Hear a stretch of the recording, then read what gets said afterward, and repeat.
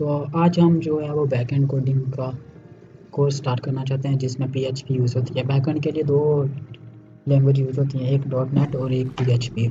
और जो dot net है अगर आपने वो करनी है तो उसके लिए आपको कोडिंग भी अलग से करनी पड़ेगी। जैसे कि हमने कुछ कोडिंग्स वगैरह के कोर्स किए हैं और उसी कोर्स पे पीएचपी हो सकती है। लेकिन अगर डॉट नेट सीखना हो तो उसके लिए उसी के अंदर उसके लिए विजुअल स्टूडियो माइक्रोसॉफ्ट का वो यूज़ होता है और उसी के अंदर कोडिंग करनी पड़ती है और उधर ही बैकएंड होता है। लेकिन जो पीएचपी है ये ऐसा नहीं है, ये विजुअल स्टूडियो पे हमने सिंपल कोडिंग की है और हम उसी के ऊपर ही पीएचपी यूज़ कर सकते हैं।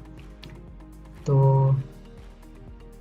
पीएचपी जो होती है वो उसके लिए आपको एक सॉफ्टवेयर इंस्टॉल करना पड़ता है जिसका नाम होता है ज़ैम।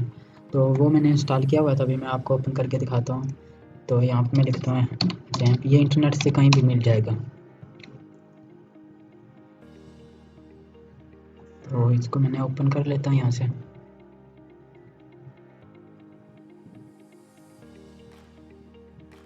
हाँ, तो ये ओपन हो गया। जैसे ही ओपन हो तो उसके बाद ये पहले जो हमारे दो हैं इनको स्टार्ट करना पड़ता है। मैंने ऑलरेडी किया हुआ है स्टार्ट, इसके लिए आपको इंटरनेट की ज़रूरत नहीं पड़ती। तो ये मैं पहले दो को स्टार्ट करके यहाँ पे एडमिन पे क्लिक करो और उसके बाद ये ओपन हो जाता है लोकल होस्ट PHP माई एडमिन। इसी के अंदर ये सारा डेटाबेस वगैरह बनाए जाते हैं। तो बैकएंड के लिए जो सबसे ज़रूरी होता है वो डेटाबेस होता है जिसमें डेटा आता है और फिर उसको शो करवाने के लिए वापस भी जाता है। कोई भी चीज़ है वो पहले डेटाबेस में आएगी, उसके बाद फिर वो शो होगी। तो डेटाबेस बनाने के लिए सबसे पहले यहाँ न्यू पे क्लिक करो और यहाँ पे डेटाबेस का नाम लिखना है। उसके लिए मैं लिख लेता हूँ कोई अच्छा सा नाम लिख लेता हूँ, फॉर्म का एडमिशन लिख के ये हमारे जो है डेटाबेस का नाम हो गया। ये मैंने नाम रख लिया। अब हमने जो टेबल बनाना है उसका नाम रखना है। तो टेबल का नाम हमने यहाँ पे रखना है, यहाँ पे मैं साइन अप का रख लेता हूँ। और दूसरी बात ये है कि यहाँ पे आपने लिखना है कि टेबल कितने कॉलम में होना चाहिए। जैसे कि हम टेबल बनाते हैं उसमें first name, last name, email, password, उसके बाद डेट ऑफ बर्थ, ऐसा हम बहुत ज़्यादा रख लेते हैं। तो उस हिसाब से हमें यहाँ रखना पड़ता है। फ़िलहाल मैं 4 रख लूँ क्योंकि एक जो होता है टेबल वो होता है आईडी के लिए, उसमें सिर्फ आईडी लिखी रहती है, इसके अलावा कोई चीज़ नहीं होती। तो यहाँ से मैं इंटर करता हूँ, ये हमारा टेबल बन गया। अब यहाँ हमने लिखना है कि टेबल में क्या क्या आता है। तो सबसे पहले आईडी आ जाती है। आईडी होती है कि जैसे आप फॉर्म जो होता है वो सबमिट करते हैं तो उसके पीछे आईडी आ जाती है 1 2 3 4। ये नंबर्स आ जाते हैं कि ये कितने पे ये नाम आ रहा है। तो आईडी क्लिक कर देते हैं। आईडी को इंट हम रखेंगे और इसकी जो लेंथ है वो 100 दे देते हैं। लेंथ मतलब कितने देर तक चलेगी, ये नहीं कि 100 है और 100 तक चलेगी।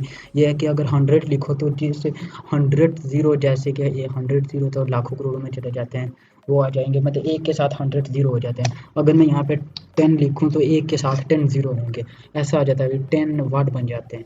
ये उस हिसाब से होता है इसकी लेंथ। और ये नन को नन रख लेता हूँ और यहाँ पे जो होता है AI, इसको क्लिक करता हूँ। इसका मतलब ये होता है कि ये ऑटो चल रही है। हम कोई भी फॉर्म जो है वो सबमिट करते हैं तो उसके पहले हम ये नहीं लिखते 1 2 3 4, वो ऑटोमेटिकली लिखा जाता है। तो इसके ऊपर AI लिखा हुआ है कि ये ऑटो है। तो ये बन गया हमारा। उसके बाद मैं यहाँ पे लिख लेता हूँ नेम का एक फॉर्म हो गया।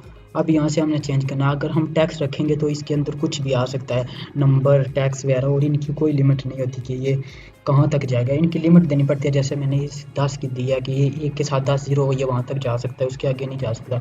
अब 10 ज़ीरो पूरे होने के लिए सालों लग जाएंगे। तो यहाँ से हमने अगर इसको टैक्स देते हैं तो इसकी कोई लिमिट नहीं होगी, ये कहाँ तक जा रहा है। और इसमें नंबर, सिंबल और अल्फ़ाबेट्स हर चीज़ आ सकती है। और जो हम नाम लिखते हैं उसकी कोई तो लिमिट देनी पड़ती है, तो उसके लिए हम वह 4 दे देते हैं ये।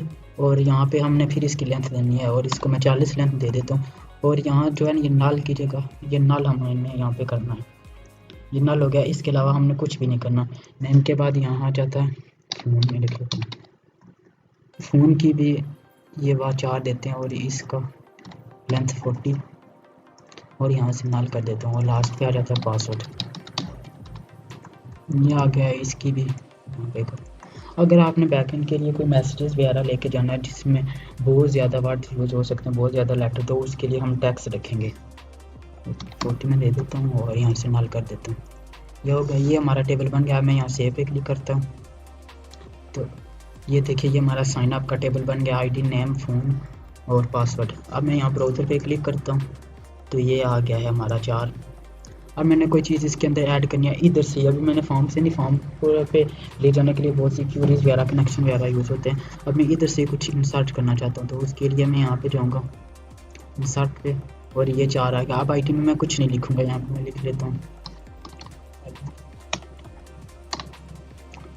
फ़ोन नंबर, कुछ भी दे दो, उसके बाद पासवर्ड भी कुछ भी दे दो, और यहाँ से गो करो। तो ये उसकी क्यूरी लिखी आ गया। अगर मैंने इंसर्ट की जगह क्यूरी से जो है डेटा इंसर्ट कराना है, तो इसको मैं यहाँ से कॉपी कर लेता हूँ।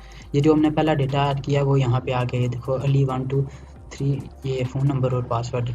तो अगर मैंने क्यूरी से कोई चीज़ इस डेटाबेस में ऐड करवानी है, तो यहाँ जो है SQL में क्लिक करता हूँ मैं,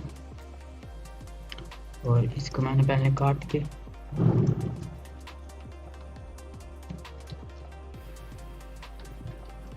पहले वाली क्यूरी में इधर ले लेता हूँ।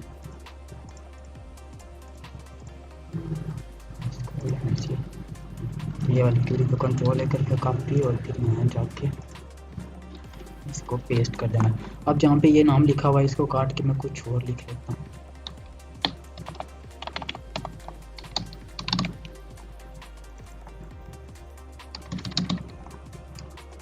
पासवर्ड में इसका 333 कर देता हूँ, और यहाँ पे गो पे क्लिक करूँगा,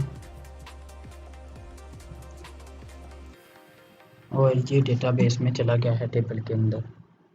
तो आज की क्लास हमारी यहीं पे खत्म होती है। इसमें सिर्फ ये सिखाया है कि टेबल कैसे बनाया जाता है। उसके बाद हम ये सीखेंगे कि एक फॉर्म होता है, जैसे हम HTML का फॉर्म बनाते हैं, और उसमें से जो है फॉर्म बना के वो हम वहाँ पे इंसर्ट करें और सबमिट का बटन दबाएं, और यहाँ तक कैसे आ सकता है। तो मिलते हैं नेक्स्ट क्लास में, तब तक के लिए take care, keep smiling and खुदा हाफिज़।